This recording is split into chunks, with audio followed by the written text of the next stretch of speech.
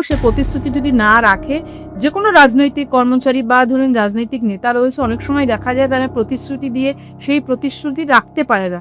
আইনে কিন্তু এই প্রতিশ্রুতি না রাখার জন্য কোনো স্ট্রিনজেন্ট কোনো কিন্তু আইন নেই যে প্রতিশ্রুতি না রাখলে তার জেল হবে বা এরকম কিন্তু কোনো আইন নেই। অনেক সময় দেখা যায় যে বিভিন্ন রাজনৈতিক দলের নেতারা তারা বিভিন্ন রকম প্রতিশ্রুতি দেয় ভোটের আগে ভোটের পরে, কিন্তু সেটার মান্যতা দেওয়া হয় না, অনেক সময় সেই প্রতিশ্রুতি রাখা হয়। পরবর্তীতে হঠাৎ করে এই জাজমেন্ট আসার পরে স্টেট গভর্নমেন্ট একটু স্ট্যান্ড নিল যে এই যে জাজমেন্ট, সেই জাজমেন্টের এমবিতে এই গ্র্যান্ট ইন এডকে তারা রাখতে চাইছেন না।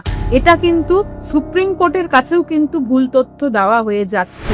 অন্যান্য রাজ্যের যেমন সিপিআই আছে, আমাদের রাজ্যেও কিন্তু ডাব্লিউপি সিপিআই আছে।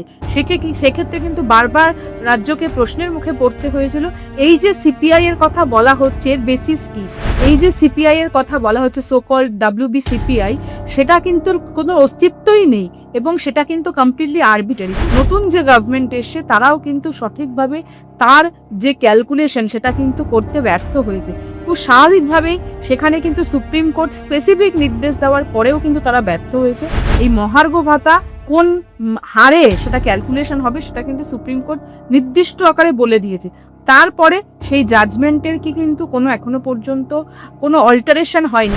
স্টেট গভর্নমেন্ট নিজের মতন 85% নিউট্রালাইজেশনের করে সেটা কিন্তু ক্যালকুলেশন দেখিয়েছে এবং আরও মিসলিডিং তথ্য সেখানে দেওয়া রয়েছে যে তারা বলেছে 2016-র আগে কোনো কম্পিউটারাইজ ডেটা কোনো এমপ্লয়ি তাদের কাছে নেই। তাদের মুখে হাসি ফুটেছিল যখন সুপ্রিম কোর্ট তাদের উদ্দেশ্যে তাদের ফেভারে যখন রায় দিয়েছিল এবং স্পেসিফিক একদম টাইম লিমিট বেঁধে কিন্তু সেই রায়ে স্পষ্টত নির্দেশ দিয়ে দিয়েছিল যে এই পদ্ধতিতে কিন্তু তাদের দিতে হবে। কারণ গ্র্যান্টেড এডের কথা বলে সেটাকে আবার উইথড্র করে নেওয়া এভাবে কিন্তু হয় না।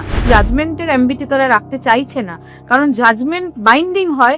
জাজমেন্ট যদি মান্যতা না দেয় সেক্ষেত্রে কন্টেম্প প্রসিডিং লাই হয় এবং কন্টেম্প প্রসিডিং এ জেলও হতে পারে। তারা জাজমেন্টের ভায়োলেশন করেছে, তারা জাজমেন্ট মান্যতা দেয়নি, তাদের কিন্তু জেল পর্যন্ত হতে পারে। সেই ব্যবস্থাও কিন্তু সুপ্রিম কোর্ট নিতে পারে, কিন্তু সেটার কিন্তু এখন বিচার হবে যে এই জাজমেন্টটা তারা কমপ্লাই করেছে কি। আদালত অবমাননা যদি কেউ করে থাকে তার জন্য নির্দিষ্ট আইন আছে এবং যেই অবমাননায় দোষী বলে প্রতিষ্ঠিত হবে তাকে কিন্তু জেলও খাটতে হতে পারে। প্রসঙ্গ ডিএ মামলা, তুমি গতকাল সুপ্রিম কোর্টে ছিলে, আজকেও শুনানি ছিল, কি হলো দুদিনে যদি একটু দর্শকদের উদ্দেশ্যে বলো। দেখুন, সুপ্রিম কোর্টে যে ডিএ মামলা, বর্তমান রাজ্য সরকারি কর্মচারীদের যে মামলা, সে মামলা দীর্ঘ বঞ্চনা এবং দীর্ঘদিনের লড়াই। আপনারা জানেন সেই মামলার কনফেডারেশন অফ স্টেট গভর্নমেন্ট এমপ্লয়িজের তরফ থেকে মলয় মুখোপাধ্যায় এবং শ্যামল মিত্র দীর্ঘদিন ধরে তাদের নেতৃত্বে আরও যারা তাদের সঙ্গে রয়েছেন তারা কিন্তু এই মামলা লড়ছেন এবং সেই মামলা দীর্ঘ লড়াইয়ের পরে সেটা ধরুন তারা মামলা 7বার জিতলো এই সুপ্রিম কোর্ট নিয়ে।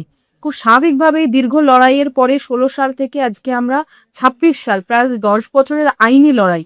এই আইনি লড়াইয়ে কিন্তু তারা তাদের মুখে হাসি ফুটেছিল যখন সুপ্রিম কোর্ট তাদের উদ্দেশ্যে তাদের ফেভারে যখন রায় দিয়েছিল এবং স্পেসিফিক একদম টাইম লিমিট বেঁধে কিন্তু সেই রায়ে স্পষ্টত নির্দেশ দিয়ে দিয়েছিল যে এই পদ্ধতিতে কিন্তু তাদের দিতে হবে। এবং যেটি সব থেকে বড় প্রশ্ন ছিল যে কি হারে এই যে ডিএ সেটা ক্যালকুলেশন হবে। এই মহার্ঘ ভাতা ক্যালকুলেশনের ক্ষেত্রে কিন্তু তারা রাজ্য সরকার যখন ছিলেন, এর আগের যে সরকার ছিলেন তারাও যেমন ভুল ত্রুটি করেছেন, বর্তমানেও কিন্তু দেখা যাচ্ছে নতুন যে গভর্নমেন্ট এসছে তারাও কিন্তু সঠিকভাবে তার যে ক্যালকুলেশন সেটা কিন্তু করতে ব্যর্থ হয়েছে। খুব স্বাভাবিকভাবেই সেখানে কিন্তু সুপ্রিম কোর্ট স্পেসিফিক নির্দেশ দেওয়ার পরেও কিন্তু তারা ব্যর্থ হয়েছে। সুপ্রিম কোর্ট খুব স্পষ্টভাবে কিন্তু তার জাজমেন্টে লিখিত আকারে বলে দিয়েছে যে এআইসিপিআই অনুযায়ী কিন্তু এই ডিএর হার কিন্তু ক্যালকুলেশন করতে হবে, অর্থাৎ এই মহার্ঘ ভাতা কোন হারে সেটা ক্যালকুলেশন হবে সেটা কিন্তু সুপ্রিম কোর্ট নির্দিষ্ট আকারে বলে দিয়েছে। তারপরে সেই জাজমেন্টের কি কিন্তু কোনো এখনো পর্যন্ত কোনো অল্টারেশন হয়নি। খুব স্বাভাবিকভাবেই সেই হারটা কিন্তু এআইসিপিআই অনুযায়ী হবে এবং খুব নির্দিষ্টভাবেই কিন্তু সুপ্রিম কোর্ট আরেকটি কমিটি গঠনের কথা কিন্তু বলেছেন, যেটা হেডেড বাই মালহোত্রা কমিটি। আমরা স্বাভাবিকভাবেই সেটাকে মালহোত্রা কমিটি হিসাবে কিন্তু আমরা জানি। জাস্টিস মালহোত্রা সেখানে রয়েছেন, সেইখানে কিন্তু ওই মালহোত্রা কমিটিতে কিন্তু বারবার এই প্রশ্নটা এসছে এবং সেখানে কিন্তু সুপ্রিম কোর্ট স্পেসিফিক নির্দেশ দিয়েছিল যে স্টেট যে অথরিটি রয়েছে তাদের সঙ্গে আলোচনা করে কিন্তু এই যে কিভাবে এবং কোন ইন্টারভালে সেটা দেওয়া হবে সেটা বিচার করার জন্য। এক্ষেত্রে কিন্তু এআইসিপিআই কে অল্টারেশনের কোনো সুযোগ কিন্তু মালহোত্রা কমিটির কাছে নেই বা স্টেট গভর্নমেন্টের কাছেও নেই। কিন্তু আমরা আশ্চর্য হয়েছিলাম যখন আমরা স্ট্যাটাস রিপোর্ট পেয়েছিলাম, এই আগের দিনের যে শুনানি ছিল সেই দিন আমাদেরকে স্ট্যাটাস রিপোর্টটা দেওয়ার কথা বলা হয়েছিল। সেই স্ট্যাটাস রিপোর্ট দেখে আমরা সত্যিই আশ্চর্য হয়েছিলাম। সেখানে কিন্তু স্টেট গভর্নমেন্ট এআইসিপিআই কে না দিয়ে সেখানে কিন্তু ডাব্লিউবিসিপিআই কে তারা নির্ণীয়মান করেছেন এই ক্যালকুলেশনের ক্ষেত্রে, এবং সেই ক্যালকুলেশনটা কিন্তু ত্রুটিপূর্ণ। সেখানে দেখা গেছে যে মালহোত্রা কমিটি কিন্তু 100% নিউট্রালাইজেশনের কথা বলেছে, সেখানে স্টেট গভর্নমেন্ট নিজের মতন 85% নিউট্রালাইজেশনের করে সেটা কিন্তু ক্যালকুলেশন দেখিয়েছে। এবং আরো মিসলিডিং তথ্য সেখানে দেওয়া রয়েছে যে তারা বলেছে 2016-র আগে কোনো কম্পিউটারাইজড ডেটা কোনো এমপ্লয়ি তাদের কাছে নেই, তাদের কাছে কোনো কম্পিউটারাইজড কোনো ডকুমেন্টস তাদের কাছে নেই। কিন্তু আপনি জানেন যে প্রত্যেকটা ডিপার্টমেন্টের, গভর্নমেন্টের বিভিন্ন ডিপার্টমেন্টে কিন্তু তাদের সেপারেট কিন্তু আইওএসএম এর পোর্টাল ছিল। এই যে স্যালারি ডিসবার্সমেন্টের ক্ষেত্রে বা ধরুন পরবর্তী পেনশনের ক্ষেত্রে সেখানে কিন্তু একটি অনলাইন পোর্টাল চালু ছিল, সেটা 2012 সাল বা তার আশপাশ থেকে কিন্তু এই পোর্টালগুলো চালু হয়েছিল। খুব স্বাভাবিকভাবে এই 16 সালের আগে যে এই যে তাদের কম্পিউটারাইজ কোনো ডকুমেন্টস নেই, এই যে তথ্য তারা সেখানে দিয়েছে সেটাও কিন্তু সঠিক তথ্য নয়। এবং আরো যে বিষয়গুলো রয়েছে সেটা নিউট্রালাইজেশনের কথা যেমন বললাম, এবং সব থেকে বড় কথা যখন প্রথম দিন শুনানিতে সুপ্রিম কোর্ট যায়, সুপ্রিম কোর্টে যখন প্রথম দিন এই ডিএ মামলার শুনানি হয় তখন রাজ্যের তরফ থেকে যে সিনিয়র আইনজীবী ছিলেন তিনি কিন্তু একটি ক্যালকুলেশন শিট হ্যান্ড ওভার করেছিলেন, এবং সেই ক্যালকুলেশন শিটে কিন্তু দেখা গেছিল 41,000 কোটি অ্যান্ড অড অ্যামাউন্টের কথা বলা ছিল, এবং সেখানে গ্র্যান্ট ইন এডকেও কিন্তু যুক্ত করা হয়েছিল।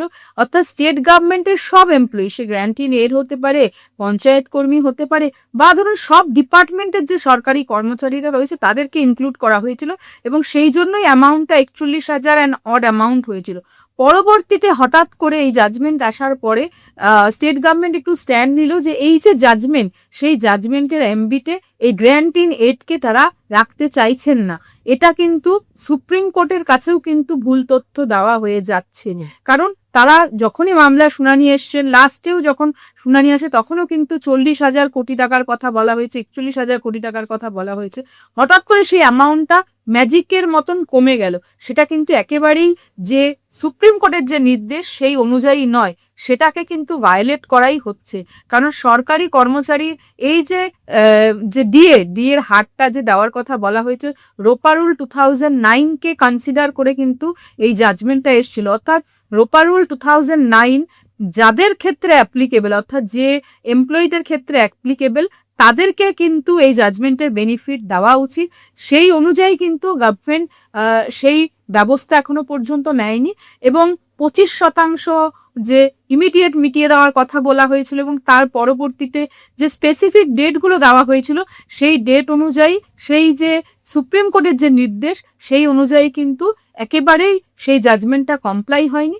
খুব স্বাভাবিকভাবেই সেগুলো যখন বারবার সুপ্রিম কোর্টের কাছে তুলে ধরা হয়েছিল এবং সুপ্রিম কোর্ট স্পেসিফিক জানতে চেয়েছিল যে এই অ্যামাউন্টগুলো কি যারা এমপ্লয়ি রয়েছে তাদের কাছ পর্যন্ত পৌঁছেছিল, সেখানে কিন্তু একটি লক ইন পিরিয়ডের কথা গভর্নমেন্ট বলেছে, এবং স্পেসিফিক কিন্তু বিচারপতিদ্বয় কিন্তু প্রশ্ন করেছিলেন এই লক ইন পিরিয়ড জাজমেন্টের কোথাও আমরা উল্লেখ করিনি, এই লক ইন পিরিয়ড কোথা থেকে পেলো, কিভাবে সেই লক ইন পিরিয়ড এলো, কারণ এটা তো কোনোভাবেই জাজমেন্টের অংশ ছিল না।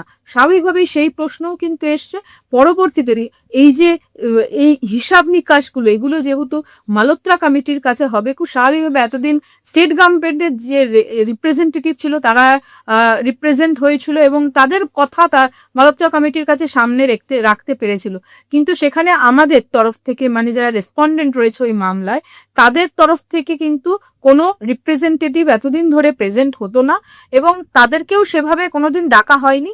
আমরা আমরা সুপ্রিম কোর্টে আগের বার যখন অভিযোগ জানিয়েছিলাম, আমাদের ভার্বালি ইনস্ট্রাকশন দিয়েছিল, ওখানে চিঠি করার জন্য একবারই ডাকা হয়েছিল আমাদেরকে, এবং সেটাও কিন্তু ফুল বেঞ্চ ছিল না। একজন সিএজির তরফ থেকে একজন রিপ্রেজেন্টেটিভ ছিল, কিন্তু ওই কমিটি, ফুল বেঞ্চ যে কমিটি সেটি কিন্তু ছিল না।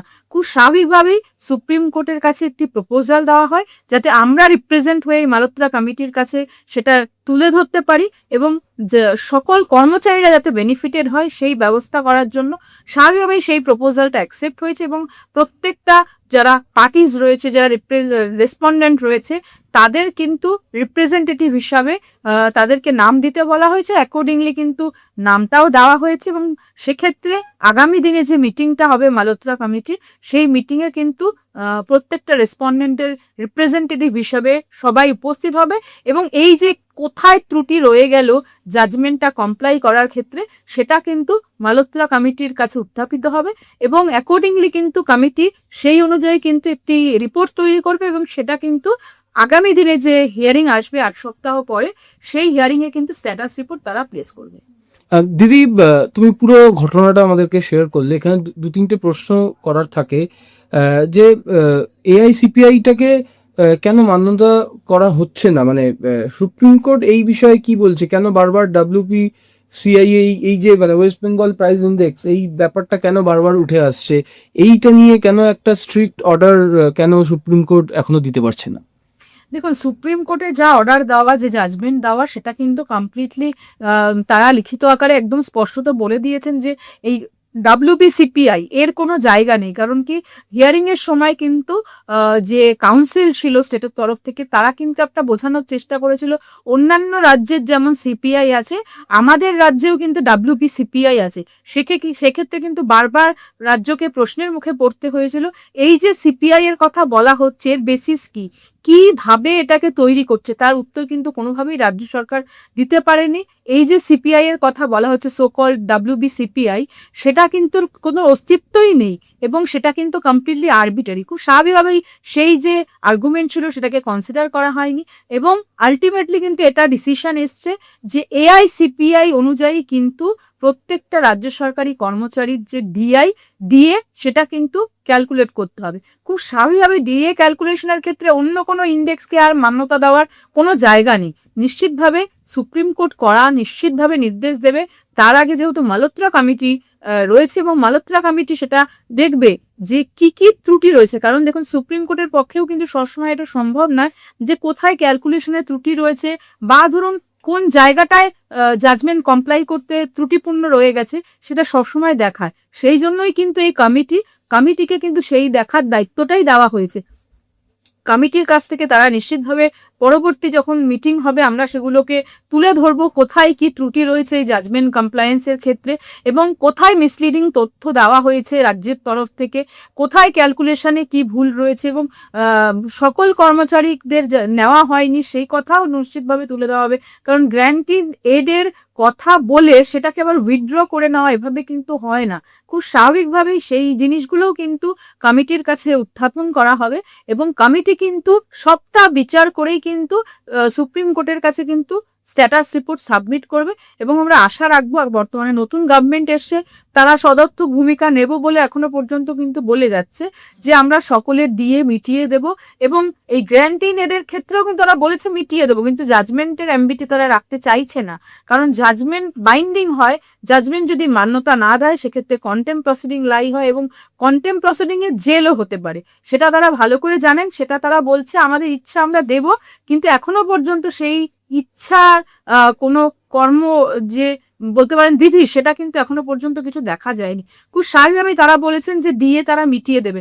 মিটিয়ে দিলে রাজ্য সরকারি কর্মচারী বা ধরুন যারা এই কর্মচারীদের যে সমাজ, তারা তাদেরকে হাত ভরে আশীর্বাদ দেবে, তারা তাহলে আর আদালতেও ছুটে আসবে না।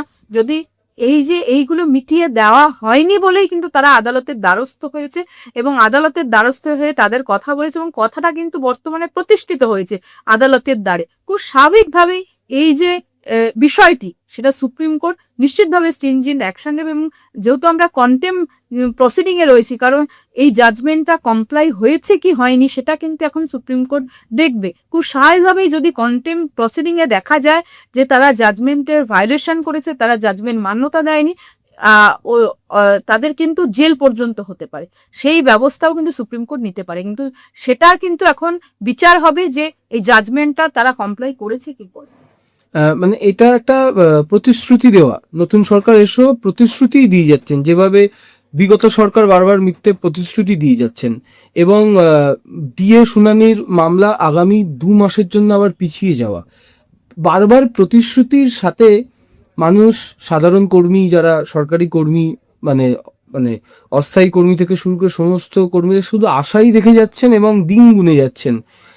এই জায়গাটা থেকে যখন মুখ্যমন্ত্রী, বর্তমান মুখ্যমন্ত্রী যখন বিরোধী ছিলেন, তিনি অনেক প্রতিশ্রুতি তখনও দিয়েছিলেন। তাহলে ফাঁকটা ঠিক কোথায় রয়ে যাচ্ছে বর্তমান মানে সরকার সেই বিষয়গুলোকে কেন এসে অ্যাগ্রেসিভলি ঠিক করছে না বলে মনে করছেন? দেখুন, সেটা সরকারের বিষয় এবং তাদের সেটা নীতি নির্ধারণের বিষয়, বা সেখানে যারা দায়িত্বপ্রাপ্ত রয়েছে তারা এটা ভালো বলতে পারবে।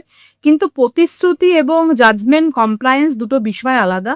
প্রতিশ্রুতি কি দিল, সে প্রতিশ্রুতি যদি না রাখে, যে কোনো রাজনৈতিক কর্মচারী বা ধরুন রাজনৈতিক নেতা রয়েছে, অনেক সময় দেখা যায় তারা প্রতিশ্রুতি দিয়ে সেই প্রতিশ্রুতি রাখতে পারে না। আইনে কিন্তু এই প্রতিশ্রুতি না রাখার জন্য কোনো স্ট্রিনজেন্ট কোনো কিন্তু আইন নেই যে প্রতিশ্রুতি না রাখলে তার জেল হবে বা এরকম কিন্তু কোনো আইন নেই। অনেক সময় দেখা যায় যে বিভিন্ন রাজনৈতিক দলের নেতারা তারা বিভিন্ন রকম প্রতিশ্রুতি দেয় ভোটের আগে, ভোটের পরে, কিন্তু সেটার মান্যতা দেওয়া হয় না, অনেক সময় সেই প্রতিশ্রুতি রাখা হয় না। কিন্তু সেই বিষয়টা সম্পূর্ণ আলাদা। কিন্তু এক্ষেত্রে আমরা যে বিষয়টা নিয়ে আলোচনা করছি সেটা হচ্ছে ডিএ মামলার জাজমেন্ট কমপ্লায়েন্স হয়েছে কি হয়নি, হলেও কতটা হয়েছে, কি পদ্ধতিতে হয়েছে, সেখানে কিন্তু কোনো প্রতিশ্রুতি ভঙ্গের কোনো বিষয় নেই। এখানে একটি বিষয় আছে যে জাজমেন্টটা কমপ্লাই হয়েছে না হয়নি। যদি না হয় তাহলে তারা কন্টেম্প প্রসিডিং তারা ফেস করবে, এবং কন্টেম্প প্রসিডিং এ যদি দেখা যায় তারা কোনো কন্টেম্পচুয়াস অ্যাক্ট করেছে, কারণ আদালতের কোনো জাজমেন্টে যদি মান্যতা না দেওয়া হয় তাহলে কিন্তু সেটা আদালত অবমাননার সমান। আদালত অবমাননা যদি কেউ করে থাকে তার জন্য নির্দিষ্ট আইন আছে, এবং যেই অবমাননায় দোষী বলে প্রতিষ্ঠিত হবে তাকে কিন্তু জেলও খাটতে হতে পারে। সাধারণ মানুষ, তো আমার শেষ প্রশ্ন, সাধারণ যারা মানুষ, মানে সাধারণ যারা কর্মী, অশিক্ষা থেকে শুরু করে শিক্ষিত স্তরের যে কর্মী, যে ডিভিশনটা রয়েছে, তাদেরকে কি বলবেন? তারা আবার 2 মাসের আশা নিয়ে কি তারা বাঁচবে? মানে দেখুন, তারা এত বছর লড়াই করেছে, 2 মাসটা বোধহয় তাদের জন্য কিছু নয়। নিশ্চিতভাবে জাজমেন্ট এসছে, তাদের মুখে হাসি ফুটেছে, কিছু সংখ্যক মানুষ কিছু পায়নি, কিন্তু অনেকাংশেই যে ধরুন কর্মী সমাজের অনেকাংশের কাছে কিন্তু কিছু টাকা পৌঁছেছে, সেটা অবশ্যই খুশির খবর। এবং রিমেনিংটার জন্য তাদের তো দেখুন লড়াই করে যেতেই হবে, এবং জাজমেন্টটা যাতে সঠিকভাবে কমপ্লাই হয় তার জন্য আমরাও সেটা নিশ্চিতভাবে সেটা দেখব। এবং যারা কর্মচারী রয়েছে তারা জানে যে এই লড়াইয়ে তারা জিতবে, 2 মাসটা কোনো সময়ই নয় তাদের জন্য। একদম শেষ এই দিয়ে শেষ করতে চাই, 65% বলা হয়েছে যে দেওয়া হয়ে গেছে, এটা কতটা অথেন্টিক? দেখুন, আমরা মনে করি না 65% দেওয়া হয়েছে, কারণ যে ক্যালকুলেশনটা দেওয়া হয়েছে সেটা সম্পূর্ণভাবে মিসলিডিং, এবং সেই ক্যালকুলেশনে গ্র্যান্ট ইন এড বা ধরুন আরো যারা রয়েছে সরকারি কর্মচারীদের, বিভিন্ন ডিপার্টমেন্টের যারা কর্মীরা রয়েছে, যারা রোপা রুল 2009 দ্বারা গভর্ন হয়, তাদেরকে ইনক্লুড করা হয়নি। কারণ তারা নিজেই কোর্টে গিয়ে বলেছিল যে 41,000 কোটি অ্যান্ড অড অ্যামাউন্ট কিন্তু তাদেরকে দিতে হবে। এখন 41,000 কোটির যদি 65% 7 কোটি হয়, তাহলে তো যে কোনো একটা বাচ্চাও সেই ক্যালকুলেশন করতে পারে 65% দেওয়া হয়েছে কি হয়নি। কারণ এটা স্টেটের কাউন্সিলের কাছেই কিন্তু বারবার শোনা গেছে, ইভেন যখন ফাইনাল হিয়ারিং এও আসে এই বেঞ্চের কাছে, তখনও কিন্তু এই সাবমিশন রাখা হয়েছিল 40,000 কোটি দিতে হবে, তাদের ব্যাকবোন ভেঙে যাবে, এই সাবমিশনও কিন্তু কোর্টের কাছে রাখা হয়েছিল। 40,000 41,000 কোটির 7 কোটি কিভাবে 65% হয় আমার জানা নেই, সেটা যারা হিসাব করেছে তারা বলতে পারবে। কিন্তু অ্যাপারেন্টলি দেখা যাচ্ছে এই যে তথ্য দেওয়া হয়েছে সেটা সম্পূর্ণ সঠিক।